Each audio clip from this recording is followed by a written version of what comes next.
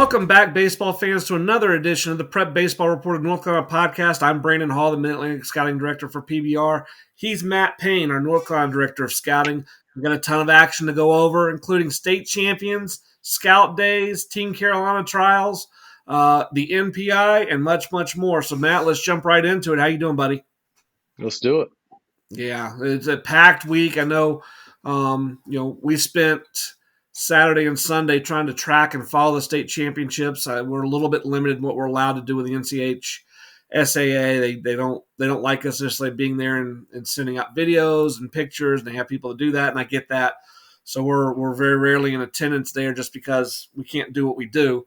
So we follow it from afar, and then meanwhile we run 5 scout days over the weekend. So a lot of really good players. A lot of players through the weekend. Good weekend to be out, good weather, and obviously followed the state championship series. We'd like to be there, but you can only do so much. Yeah. Let's jump right into the state champions, and we crowned 4 over the weekend. I think if memory serves me correctly, only one went to a best of 3. We had 3 2-game sweeps, but our 4A bracket kind of lived up to the billing. And Wake Forest, who we've kind of touted as being the top team in the state for most of the year, challenged by New Hanover, figured that was going to happen. And you and I had talked a lot about this T.C. Roberson club, a club I saw play extensively at the USA National Invitational and really hold up well, played really well against some really high-end talent, but came away, 0-4 on the weekend. And you had been following them. Obviously, we know several of their players, are close to several of their players. And, are we shocked by what happened? Absolutely not. But, Matt, T.C. Roberson wins the 4A. Your initial reaction as that was coming across on Saturday? I think we expected that to be a good series. I think the most surprising thing was game 1, the 10-0 5-inning blowout. I expected three close games. We got 2 close games and 1 blowout. One thing I thought about in this was I saw that T.C. Roberson traveled on Thursday for a Friday game. So they get there, getting a little bit of a routine. I don't know what Wake Forest did. So I don't know, you get in there, get used to it. They worked out at Elon, how much that played a role in the series. But, I think the 4A lived up to it. Wake Forest was so talented, but, winning battle with Corinth, 3 games, you figure both teams were ready for a 3-game series, and it looked really exciting. The thing I was most impressed with the win on the Roberson side was game 3. 10-0 game 1, they came out, they threw a haymaker, they knocked them out early. You're going to go to game 2, you're expecting Wake Forest to play with some passion and really kind of jump out there. They're throwing Cooper Allen, who really into the year had kind of taken over as their ace. He punches 10, gets them to game 3, and then right out of the chute, Luke Stevenson hits a 3-run home run, and Roberson's down 3-0. Having just lost game 2. And then to weather that storm, to get to their bullpen, I think they started, let's see, game 3 stats are right here. They started Micah Simpson, who's been a kind of a star for them throughout these playoffs. And he was okay. He got out of the first, with the 3. The second, he kind of gets them rolling, throws a 0 up there. And they turned it over to Nick Parham, and Parham goes 5. Only punches 2, stuff probably down a little bit, having played 2 games already, but just an ultimate competitor. And you start rolling a couple zeros, and the offense goes, well, okay, there's the number. We'll go chase that number. And 3 is not that daunting because we've scored 3 just about every game this year. Here it is. And then, they run into a bat, and they get into the bullpen, and they make some things happen, and boom, we're state champions. Yeah, a couple things from that series. Cooper Allen, following him through his high school career, he wins the must-win game at Corinth, wins the must-win game in the state championship series, and just consistently swung the bat well throughout it all too. He was fun to watch. T.C. Roberson, I feel like every time I would check to see what was happening, they were turning a double play, which speaks to their defense, and then the contributions they got from different guys throughout the playoffs. And I think that's one big thing that, they have some star power with the Parhams and Davidson. But sophomore third baseman Swangam stepped up big. had a big playoffs for them. But just you get that many different contributions, you got a chance to do something special. Absolutely. The 3A series featured Wes Henderson and J.H. Rose. J.H. Rose, another team that you and I have been high on all year. Wes Henderson is a club that we really liked, but we didn't know the depth of the talent. We didn't know the depth of the roster. We didn't know how they would. What's going to happen when they get in a 3-game series? What's going to happen if Truett Manuel's not available to throw? How are they going to win games in those instances? Their coaching staff, I thought, did a really good job throughout the year. Using Truett Manuel, having him available in the back end, developing front end pitching. And then they get into this series and they go game 1, Truett Manuel. And you and I had talked about that. I thought they would hold Truett. You thought they'd start him. They start him. They win 6-2.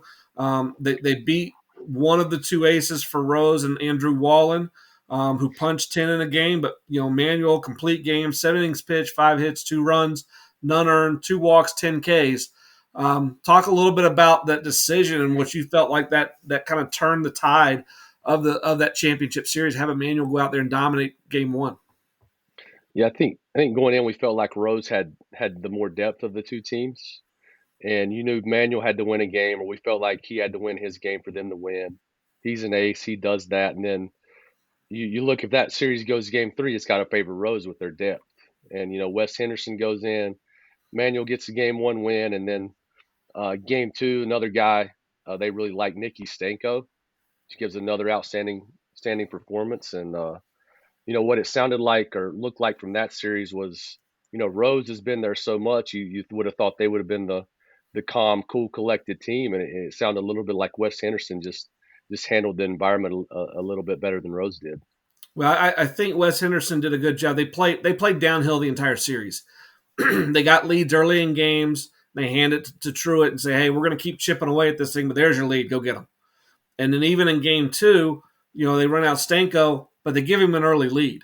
Here's a run early. Here's something to play with. We have a chance to score some runs today. Is that feeling when we get that early run? We don't have to play uphill. We don't have to fight and scratch to see how we're going to stay in this game. We're out front. They got to chase us. You look at Stanko's line. Pitches into the 7th, 7 hits, 1 run, 1 earned, 2 walks, only punched 1. So let's give a lot of credit to the Wes Henderson defense across the board as well. A lot of balls in play. A lot of balls, a lot of things can happen when that many balls are in play. You think about the way the game has evolved. We're either walking, we're striking out, or we're hitting home runs. The 3 direct concepts that can happen to any one pitch without anybody else affecting the game. There was a lot of effect on that game, and the Wes Henderson defense really stood up. And then they turn it over to Grant Putnam in the 7th. He gets the last 2 outs. Again, walked 1. Rose is right there trying to make that run in the 7th, trying to put some pressure on him. But at that point, I think Wes Henderson believed, this is ours. We are the best team. We are supposed to do this. We've been playing downhill this whole time. 2-1, 18-1. It doesn't matter. We're going to walk out of here with a win, and they did 2-1 in game 2. That they did, and they went in with the confidence, and outside looking in, it looked like Western North Carolina traveled really well for that series, or both those series. It was neat to see on Twitter the two teams congratulating each other. And I'm sure Wes Henderson and TC Rovers. I'm sure they play in other sports. They're not that far away from each other. I'm sure there can be a rivalry there, but in this instance, for our area, we're going to protect our own. It's us against the world, and I thought both schools kind of really bought into that, and I'm sure. Just from a little bit I saw of the stands, a little bit we saw of the game coverage, it wasn't a home field advantage the other way. They had some comfort knowing they had people there rooting for them.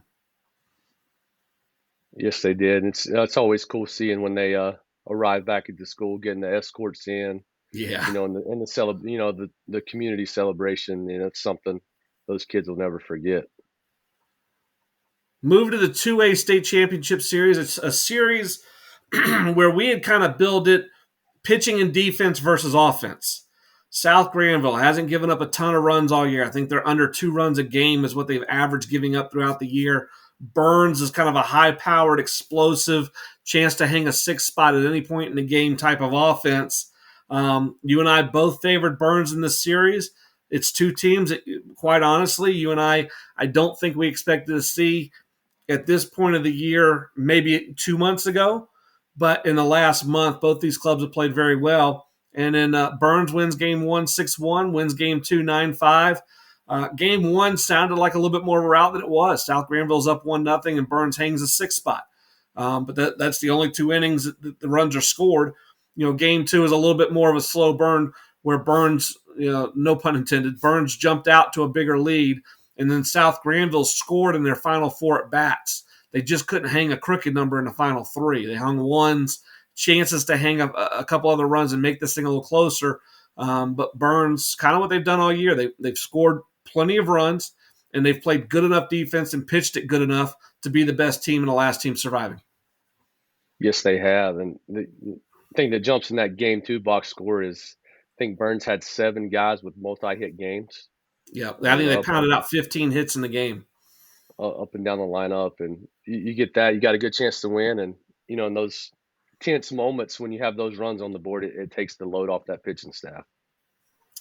Yeah, it was interesting because of the way the offense played out. South Granville's got a lot of trust in the length of their bullpen. Cade Curran throws the first 3.2 in game one. Brendan Chamberlain comes in and keeps the game kind of right where it's at. That 6-1, even though 6-1 seems like a big lead, there's a lot of zeros being thrown. And so we go to game two, even at South Granville, man, they only scored 1 inning. This high-powered offense, and everybody's talking about how many runs they have a chance to score. They only scored once. They hung a 6th spot. We go to game two, and now Taylor pitches into the 5th. McGowan, I'm sorry, that's Burns. Vatcher goes 2. We're in a little bit. We turn it over to Kern. He runs into some trouble. We turn it back over to Chamberlain. And it was just that depth couldn't get that zero they needed when the offense really got rolling and was pounding out all those hits. But, don't take anything away from South Granville. East Region champions, they fought to the end. I was very impressed reading back through, watching the plays, watching the game replay, that they scored 2 in the 4th, 2 in the 3rd, 1 in the 4th, 1 in the 5th, 1 in the 6th. Third, something like that. They scored in their last 4 innings, but they had those chances. They kept pressing because really, at 8-0, I think the game could have been over. And we could have just crowned Burns and played out the end. But South Granville, to their credit, the Vikings continue to play. Yeah, battled out, and great year for South Granville, and look for both those teams to have it on their calendar to be back and do it again. It'll be interesting to see how the Burns lineup changes over. Obviously, they've got some youth there, but they've also got some of their hiring guys are older, and so will the length of that lineup progress? But their coaching staff's done a good job of kind of developing, team baseball. They're not relying on one guy to do one thing. They get me to the next hitter. Put a good at bat, give me to the next hitter. I'm a baseball player. I can play short. I can play third. I can play the outfield. I can pitch. And it gives, a 2A school a lot of depth with their roster when they have that many guys that can do a number of different things. And so it's something we're all looking for, Matt, even at the college level. You think about some of the better clubs you've been around, the interchangeability of guys. If there's an injury or a guy doesn't, it just isn't performing, we got to go to the next guy. How do we make this lineup the best? The ability to move a third baseman to first base, a first baseman to the outfield, bring in a new catcher, a new second baseman, and boom, we can see if we can't get that thing rolling again. Yeah, that versatility, and we hear it from college coaches too. Like, if I like this kid because, if he comes in, hits a little bit, he can play left, he can play second, right. And those guys are so valuable to line up at the college and high school level. The 1A state championship featured Northmore and URI Charter. Again, really tight game one. One of our favorites, Jake Hunter, throws for URI Charter. Jake went with us to Junior Future Games a couple years ago. Complete game, 7 innings, 8 hits, 1 run, 2 walks, 4 Ks. Matched pitch for pitch by Ethan Dunlap at Northmore, who takes the loss in a 6-inning complete game, 5 hits, 2 runs, 1 walk, 5 Ks. Just a well-played game. And, URI Charter, the Eagles find a way to kind of get ahead and get that lead, play downhill a little bit. Northmore actually led both of these games 1-0. URA Charter immediately answered the very next half. And we talk about, as a pitching staff with groups I've had, is that stop inning. If I get a side out in tennis, the chances are the best time to get another side out or to break is that very next service game. So, if we give up one in the first, we can get one back in the bottom of the first. If we give up one in the third, can we get one back in the bottom of the third? That chance to hold serve and break showed up and mattered in this series, and URA Charter took advantage. And URA Charter is an interesting group. Looking at some of the stuff their coach was saying afterwards, they don't have a single player committed to play college baseball yet. They will, and they're young. It's not a charter school that I think goes out and just raids as many places as they can to bring players in. They're truly living by what their school's mission is, and they're bringing in the players that and the people that have qualified to be there for whatever reason, if it's a lottery or whatever. But they're not actively recruiting and seeking out baseball players to fill out a roster. And so, kudos to them, especially as young as they are. They do have a chance to be competing for the 1A state title again next year. Yeah, one thing that it seemed like with the URA Charter is they got down in a lot of games, or would lose the lead early, and they always fought back. And you got to credit that coaching staff for the culture that they've built it there, and the toughness they've instilled in those kids. That hey, whether we score first or not, or get down early, that we can win a game, and they've done that, and they got some good pitching performances as well. When we talk about what builds a champion, and we kind of saw it in all four games or all four series. Can you play from ahead? When you have somebody down, can you stick your foot on their throat and keep them down? Can you play in tight games? Or are you going to wilt? Are you going to bend over? Are you going to give the game somehow, some way, give the opposing team chances to get out of a tight game and take a lead? And then can I finish games? Whether it is putting a big inning together to make it a blowout, or getting into my bullpen and getting those last three outs. We saw Wes Henderson wins 2-1, but they also won 6-2. We saw the 10-0 game in Game 1 with Wake Forest, and we saw them down 3-0 in Game 3 and come back. Burns has the one inning, 6-1. Then wins 9-5. They had a little bit more comfort there because of their offense, but they got really good pitching down the stretch. And then URA Charter wins a 2-1 game. Game 2 pounds out 14 hits to build an 8-0 lead.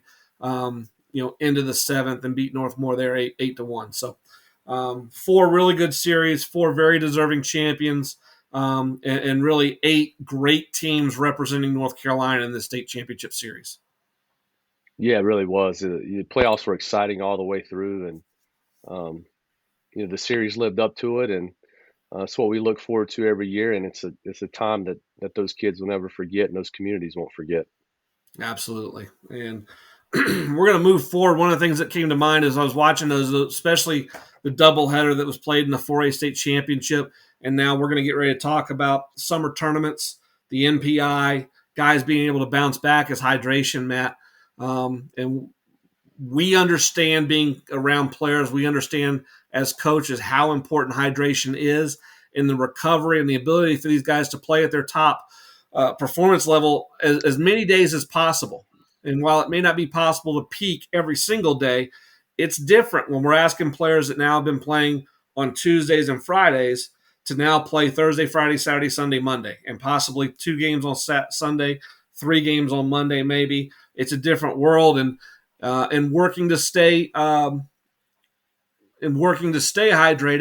We would suggest liquid IV. It's a 16 ounces of water. You add in liquid IV, and it hydrates you 2 times faster and more efficiently than water alone. 12 delicious, refreshing flavors to keep your hydration routine exciting. Contains 5 essential vitamins: B3, B5, B6, B12, and vitamin C, with 3 times the electrolytes of traditional sports drinks. So liquid IV puts you in a position where it's a little bit more natural. It's going to get you that hydration level faster than what some of the other things on the market. by using us and being a viewer of ours and subscribing and liking, and we appreciate everybody kind of tuning in. You get a chance to get 20% off when you go to liquidiv.com and use your code PBRNC23 at checkout. That's 20% off anything you order when you shop Better Hydration Today using your promo code PBRNC23 at liquidiv.com. Matt, ever been dehydrated? Absolutely. And, kids play on turf now. Turf is harder than grass. You got to prepare for it a little bit, and you get it all in one right there. It's better than having to buy, 5 different bottles of B vitamins and everything else and take them separately. You get it all in one with Liquid IV. And water won't do it. I just, you've got to have help these days, and sleep is involved. Your nutrition's involved. Everything going in your body matters. But obviously, trying to tell a 14 to 20-year-old, that they shouldn't have the sugary product. They need to really. It's a hard concept because they do have a little bit of that, Superman complex.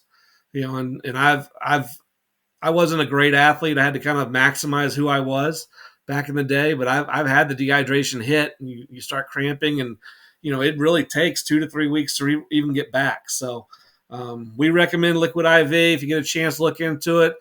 Give them a shout out, liquidiv.com, and remember the PBRNC23 get you 20% off. And that moves us into summer tournaments. Guys are starting to go on the road. I think the last week of school, at least for my daughter, is this week. I think that's the way it is for everywhere. I've actually got the kids by myself right now. Kind of. I got G Mom and G Daddy helping. But my daughter woke up this morning because she's our warrior Miss Independent, and she's very worried that I wasn't going to get her up on time. I wasn't going to get her teeth brushed. I wasn't going to know how. She was worried to the point like she broke down and was crying. And I had to tell her, I said, listen, I've run my own business for a while. I've prepped Team USA's pitching staff at a 90-player ID event, not ID event, their cut down event, trying to figure out those bullpens. I can handle being at home with 2 kids for a couple of days. So, but yeah, she's excited about the end of the school year, but she's also in that point where it's a little bit nervous. I think with our older players knowing what's going on, and having a routine, they jump right into the summer baseball routine. What are you excited about as we get into this summer and start to get to see guys play really good competition week in and week out? Yeah, the guys we've seen have good high school seasons, see how they carry it over into the summer circuit. And then obviously with, freshmen that, may have played JV ball, they get in some big tournaments and perform and ID in those guys and following those careers. And it all kicks off with the best tournament of the summer with the MPI this weekend. Yeah, down at Lake Point and PBR's MPI, trying to bring in national programs at each age level and let those programs play it out to see, not only champions at each age level, but which programs are kind of primed for huge summers as a group. From an evaluator standpoint, I love it. We get to see these guys compete against high-level teams right out of the chute.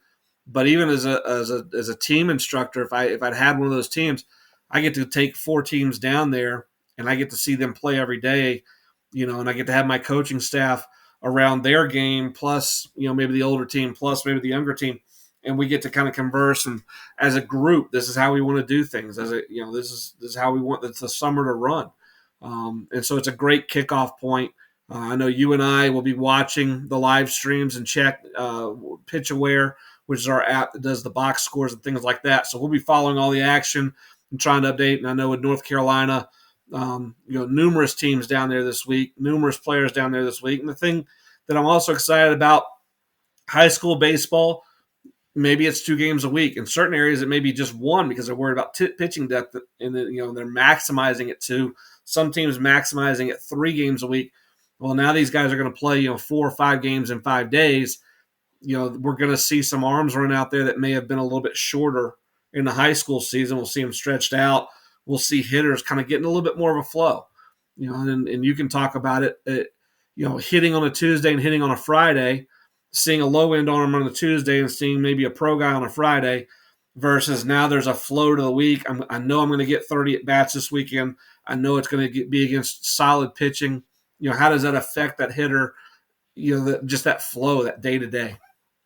The more you get in the box, the better. And you get in those tournaments, and you see quality arms more consistent. And if you see 90 every day, 90 starts to look like 85, and you're getting your eyes adjusted to it. And I also think in a high school game, you go 0 for 3 on a Tuesday night, you got to wait till Friday to redeem yourself. Well, down there, you go 0 for 4 on Friday night, you're right back in the box on Saturday morning and get a chance to bounce back, and it's good for the confidence and the routine. And I think from playing and then coaching, and you see guys when they first start getting in the box, there's maybe a little anxiety or nervousness, and heart beats a little fast. And the more you do it, you lose that, and you get a calmness and a comfort level, and it really allows your prep and your work to shine through with what you've been working on, and build that confidence, and perform at a high level.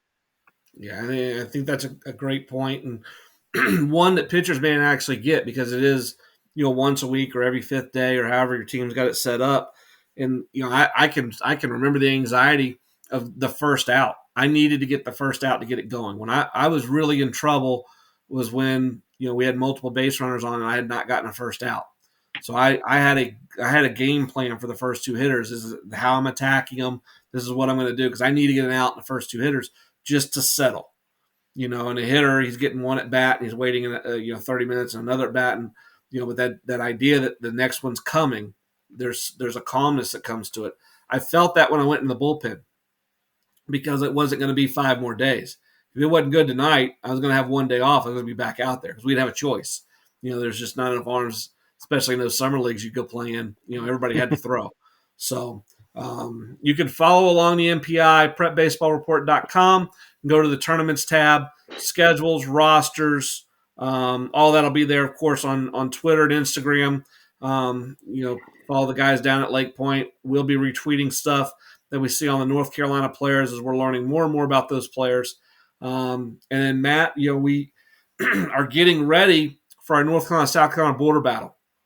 End of the month coming up, one of the premier events in the state, us versus South Carolina here in North Carolina, an event that drew about 30 scouts last year, college coaches, played at UNC Charlotte. Just a great day in terms of being able to get to see these players, get to know these players, put them in a workout environment, put them in a game environment, see how they adjust.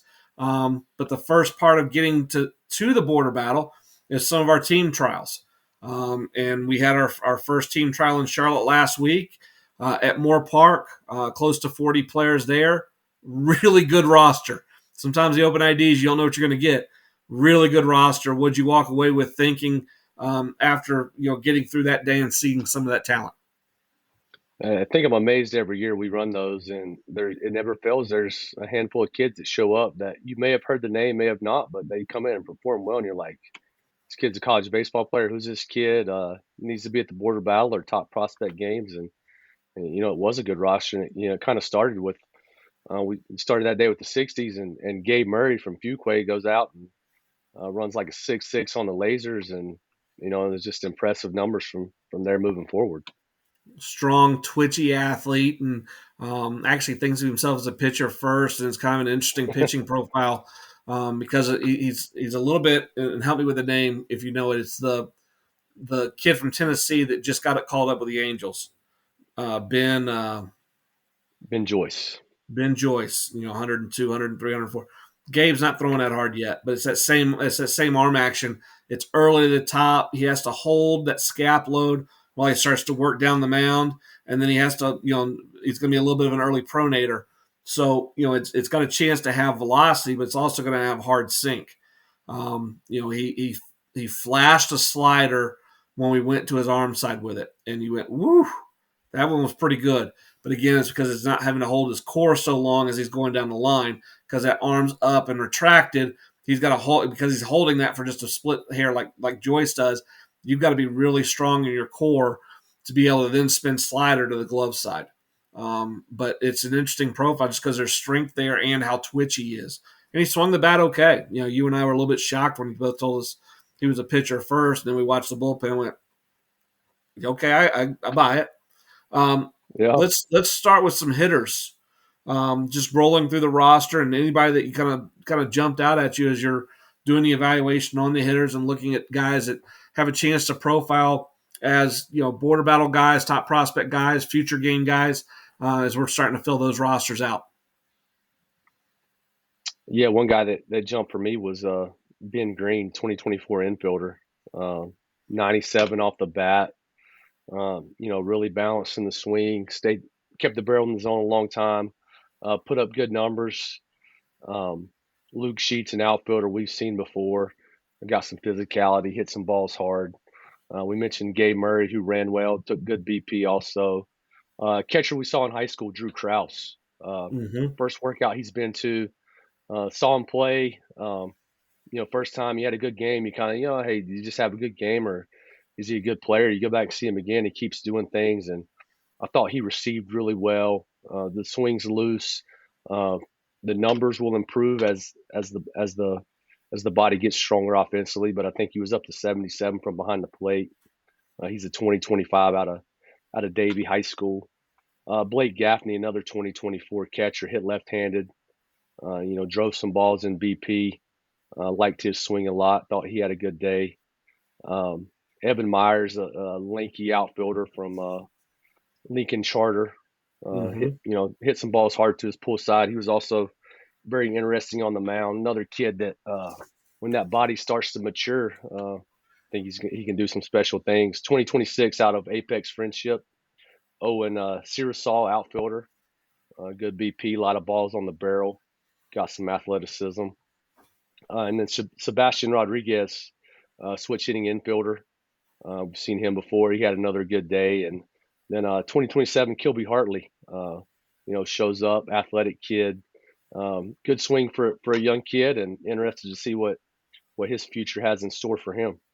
It really was. It was an interesting day because sometimes when we run these trials and the open IDs, we're not real sure how the talent level is going to fall. This one's during the school year. We had several players that were in the middle of exams, so we're trying to get them through their workout and get them out so they can do well in exams and finish their high school year up. Um, but then you start trying to watch them and start trying to put grades on them, and you're almost like, okay, am I grading too high? Because I keep putting grades down that go, okay, this is a guy that needs to be invited to this and this, got to be a potential guy for this. And we don't always walk away with 25, 30 names at a 40 player event, but it really was. You're rolling through those names, and, there's several others on there that, if you really go sit and watch the video, which we will, you're going to go, probably should have talked about him, probably should have talked about him. Mm-hmm. Um, from a pitching standpoint, we ran all the dual guys that were position players and then pitched. They threw first, and it was a solid group. There were a couple guys that stood out there, and you went, okay. But we had five, I think, pitcher onlys, and of those five, I think all five I put college numbers on, and a couple of those guys just really popped off the chart in terms of they were physical, they were direct, there was arm speed, there was arm strength, and there was secondary. So in today's game, we're going to watch the Super Regional starting tomorrow. Everybody's 90-93. If you're not bumping 96, your fastball's average because everybody's seeing 90-93. So the difference maker now is, can you spin it? Do you have top to bottom with depth? Do you have length with slider? Can you really throw a changeup? Can you really locate? You've got to do something else with that fastball because the fastball is not just good enough anymore. So when we're going through these evaluations, arm strength is always intriguing because it is going to stand out. But then you come back to reality and go, okay, he's got to do something else. And some of these guys did. Jack Hedrick, Charlotte Catholic, 2024, 6'5", 195, downhill with ride, a little bit of a hump on his breaking ball with sharp 11.5 tilt. He was an intriguing one. We talked about Gabe Murray. All the way from North Myrtle Beach, Joshua, and I'm going to say the name wrong, Surigao, Surigao. That was an electric bullpen. I mean, he is physical, it's broad, big, thick thighs, and arms and legs are kind of coming at you. There was zero comfort for me watching that bullpen. That's a tough at bat waiting to happen. Whew. And that was the thing we kept talking about. Would you want to hit against him? And there was not a whole lot of it. Mason Jones, 6'4", 205, left-handed arm, physical, broad, had ride to the fastball. good side to side action on a sweeper or slider. Um, Better than average arm speed. And again, he plunged out of the glove a little bit, long arm action, a little bit of a pelvic tilt, but he's doing some things that were different than everybody else. So when we start seeing, these guys that get up on the mound and, it's an average leg lift, they're level, they're direct, it's a medium arm action. We see it, we see it, we see it, we see it. It becomes almost like that Iron Mike machine from way back in the day. That's what everybody hits off of. That's what everybody's ready for. When I start doing something different and the ball starts coming from a different slot, now I got something else to contend with. So even if the velocity is not average to plus, I'm coming from a different slot. You have one at bat to contend with it. Find where the ball is coming from. And you can talk about, if everybody's throwing out of this high 3/4 slot and then all of a sudden somebody drops down or even goes up higher, what does that do to a hitter? He gets one at bat against him. And we think about what the Tampa Bay Rays do to guys. Every single arm that comes out of a pin is in a different slot. How can that mess with hitters? Yeah, I think especially if your velocity and things like that fall in that average range, then you really need something else to create a different look. And if a guy's throwing 95 and it's clean, it's much easier than a guy with a little funk or a little shoulder turn crossfire action at 90, 92. It just makes for a tougher at bat. And college coaches look for that. You see a guy and the numbers may be a tick below some other guys, but it creates a tough at bat with what he does with his delivery or his arm slot, and those guys have value. And it's sometimes it's good to be a little bit different or outside the box. And we think about the guy that's clean, that's athletic, that has the above average fastball, already above average spin. Those guys are going to go off the board a little bit earlier. The guy that's a little bit different, coaches may have to figure out how they're going to fit into their repertoire. One for us last year was Walker McDuffie, who committed to Chapel Hill. We saw him at state games. We saw him at an event at DPC. We took him to future games. He is absolutely dominant at future games. It was silly what he was doing to hitters. He goes out this year, and every week we're doing our diamond notes. He's punched 10 to 15. It's just he's just throwing zeros. But when you go watch him, it's different slots, it's different breaking balls. The fastball's good, but it's not 94. And you're trying to figure it out. At some point, you have to sit back and go. For me as a pitching guy, and I'm trying to evaluate him, I'm trying to evaluate how I would use him. Okay, and does he fit a need for our roster? But I've worked with some really good evaluators that were hitters, and you can tell me if you did this. Their evaluation on guys like that was, would I want to hit against him? I can put all these numbers on him, but the bottom line is I have no interest in that at bat. I'm gonna get to see him once. I don't want any part of it. And it's not that competitiveness. I just rather face a guy I know that I'm going to see the ball off of. Yeah, for sure. I remember, facing Adam Warren in college, and didn't throw quite as hard as some other guys on that Carolina staff, but the ball always did something when it got to the zone. And it was just tough to square up. And you look at kids like that, and you think, I don't think I'd want to hit off that guy, and those guys have a ton of value. And hitters don't like that. And, they get into college and they're guys that end up, being an All-American or having success because a little bit different, and they get outs and nobody can ever figure them out. Well, and it goes to the way the game's evolved. Velocity used to be such a weapon, and guys didn't understand spin, and we didn't understand how to attack guys with high spin rate. But we have all that data now. So when the guy shows up in college and it's 92 and it's a high spin rate, we have an attack plan as a coaching staff. We're going to see the top half of the ball. We are going to attack above the baseball because the ball is going to do this on you. Can we do something different that gets them off of it? If they can't do anything other than fastball, I'm out watching an event, an organizational workout last night, and there's a college coach sitting next to us, and it's just, we're guns on it, and it's firm. It's a good fastball. It's hard. My daughter's sitting with me, who's 6, and this college coach leans down and goes, "What would you do with that?" And she's been around it. And she basically turned and goes, "Well, it's just fastball. I have to start early." She plays T-ball. She's heard this once or twice, but she's evaluating it. Again, the evaluation part and watching what pitchers are doing, sometimes it's that easy. She eliminated. He's not throwing breaking ball for a strike. He hadn't shown a changeup. He's just throwing hard. I just had to start early. Now obviously she's 6. She's not getting there. But that mindset of how hitters now attack things. The velocity being on the scoreboard used to be a tactic to, oh my God, how hard is this guy throwing? Now it's just a tactic of, okay, I know how hard he's throwing now. They've actually put a number on it for me. What do I care? Where it starts to get scary is he starts throwing a pitch that's 8 underneath his fastball for a strike, and then one that's 13 underneath his fastball for a strike from the same angle. And then maybe he has something that's 3 underneath his fastball that's going a different direction. Now the at-bat becomes scary because I can't start eliminating pitches. I have to start really trying to, I guess, eliminate zones. And am I good enough then to carry and hit pitches that are across a 10-mile-an-hour spectrum? Are my eyes and hands that good? And honestly, most hitters at the college level aren't. And that's why, we talk about it. Pitchers, even if you have a good fastball or whatever it is, if they can't throw 2 for a strike, hitters are eliminating that right off the bat, and you become a one-pitch guy. No matter how much break it has or spin rate or how sharp it is, if you can't land it for the strike at times, you're a one-pitch guy. Well, and one of the things that I've always tracked, and guys, when you're out watching games this summer, and whether it's your team or your son's team or whoever, watch what happens to a pitcher when a fastball gets centered. Fastball, it's a good pitch, it's down, bam, single in the 6 hole, right off the barrel.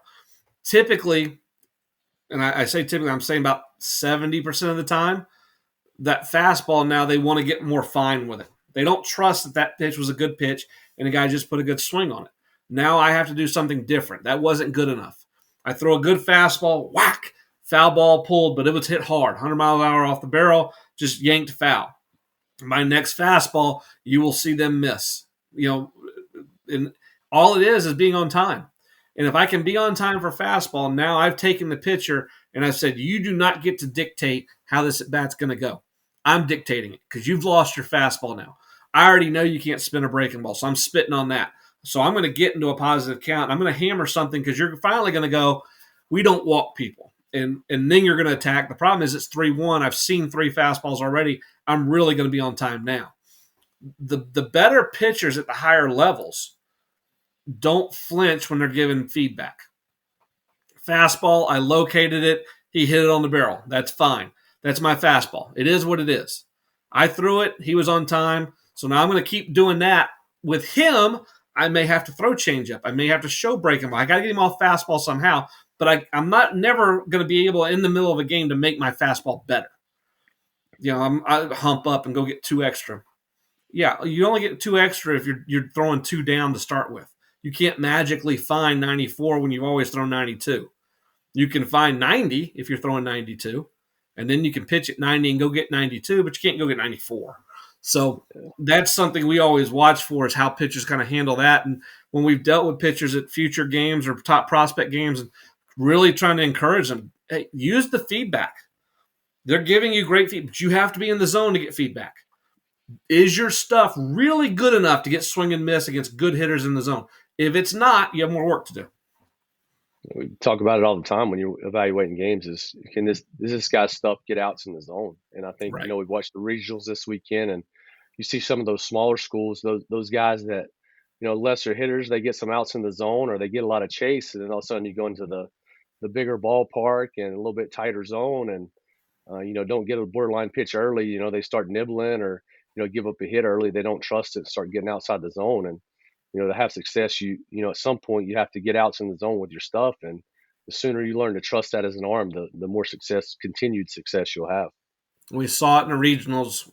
Guys that have been pitching in the 5th and the 6th, maybe even in the 7th inning during the year, now are having to throw more strikes against elevated clubs, better offensive lineups, and so that 5th inning outing is now 3.1. So it doesn't seem like that big a deal, but my bullpen has to find 4 outs we weren't counting on finding. And then they're going to do the same thing to the bullpen too. This guy's used to getting 3 to 6 outs. Now he got 2. Okay, I got to find 4 more outs. Where are those going to come from? And how deep into our bullpen do we go? And that's where you can start seeing games really lengthen in that 7th, 8th, and 9th as coaches, those wheels are spinning, just because they've used their 7th inning guy in the 6th. Are they going to get their 9th inning guy for 2 innings? because then it's it. There's nobody else behind him to go to. So I'm sure we'll see that in these series as well. And I think it's one of the advantages a league like the ACC, the ACC, the SEC, the Pac-12 to a point where they have is week after week after week. Those offenses are really testing starting pitching. They're really testing the first guy out of the bullpen. Who are you? How are you going to get outs? And is it good enough? Because when you get in these regionals, we're going to see it at some point with Oral Roberts, with Indiana State.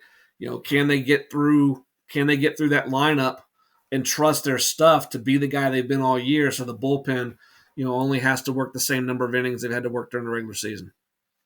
Yeah, a lot of those bigger clubs, they have TrackMan in their ballpark. So in inter squads in the fall, they'll no umpire. If TrackMan says it's a strike, it's a strike. If it's not, it's a ball, and they get used to that tighter zone. And a big learning curve there for some young guys early in the fall, and it shows up this time of year too.